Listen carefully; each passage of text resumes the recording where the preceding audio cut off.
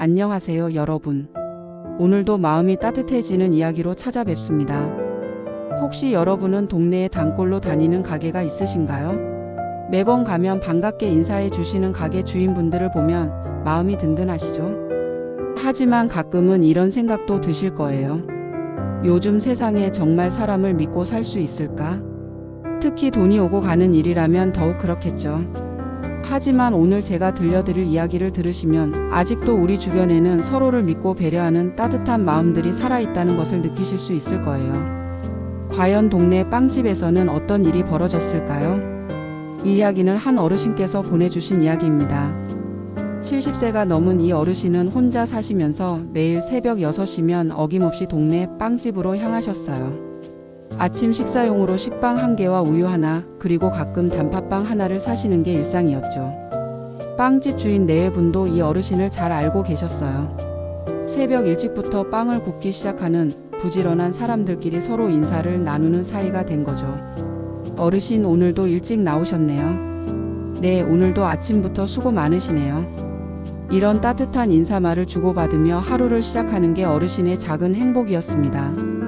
그런데 어느 날 평소와 다른 일이 벌어졌어요. 그날따라 어르신이 평소보다 조금 늦게 나오셨어요.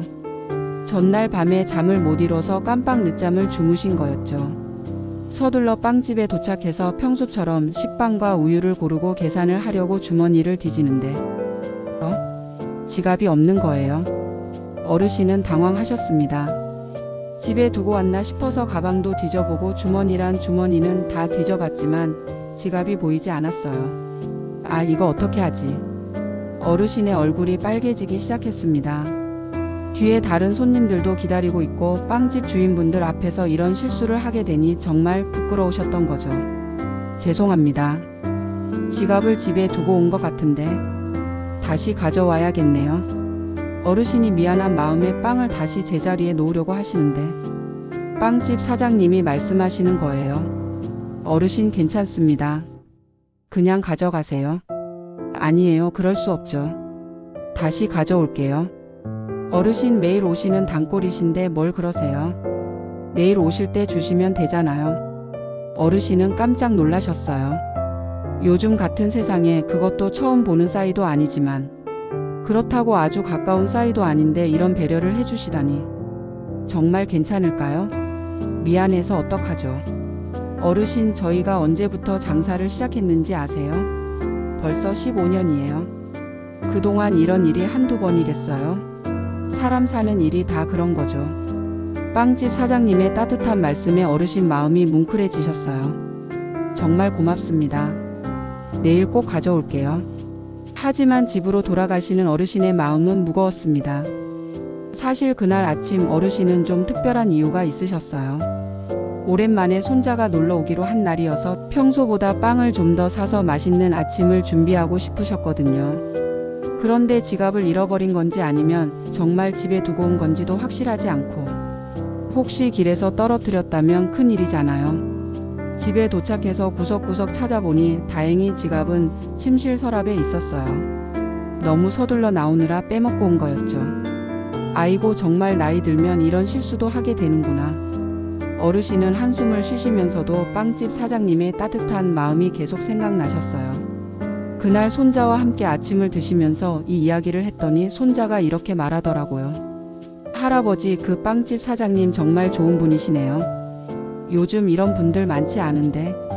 어르신도 고개를 끄덕이며 말씀하셨어요. 그러게 말이야. 나도 누군가에게 이런 따뜻함을 줄 수 있으면 좋겠다.